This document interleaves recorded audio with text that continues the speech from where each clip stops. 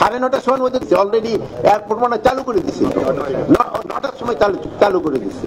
শোনেন, দুর্ঘটনা এটা 5 মিনিটের ভিতরে তো যে আমাদের তাদের 4টা ইউনিট আছে, মানে আমাদের এয়ারপোর্ট অথরিটি, এই 4টা কিন্তু চলে আসছে 4 মিনিটের ভিতরে, কত 30 সেকেন্ডের ভিতরে তারা চলে আসে। আর ফায়ার ব্রিগেডের যে ইউনিটগুলি আছে, একটা হলো 15 নম্বর সেক্টরে, আপনারা জানেন যে দিয়াবাড়ি গেটের ওখানে, যে কি জানি বলে মেট্রো রেলের ওখানে, আর একটা হলো আমাদের কুলমিটোলা, এইগুলো 20 মিনিটের ভিতরে চলে আসছে।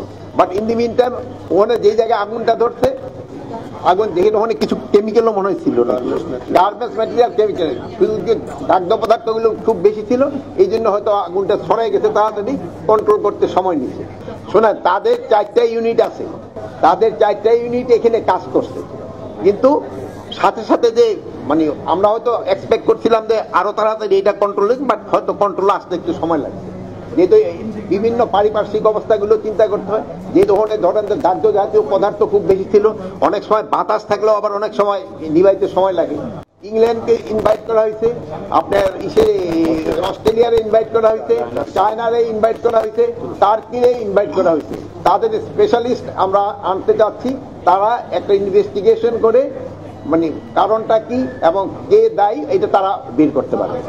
ওই আগুন নিবানের জন্য ওই বিমানের জন্য যেটা থাকে, এটা কার্গো ভিলেজেও কাজ করতে পারে, এটা কোনো অসুবিধা নাই। আপনি ওই যে ধরেন আমরা যেই ড্রেসটা বাসায় পরি, ওইটা অনেক সময় তাড়াহুড়া হলে ওইটা পরে আত্মীয় স্বজনের বাসায় যাওয়া যায়।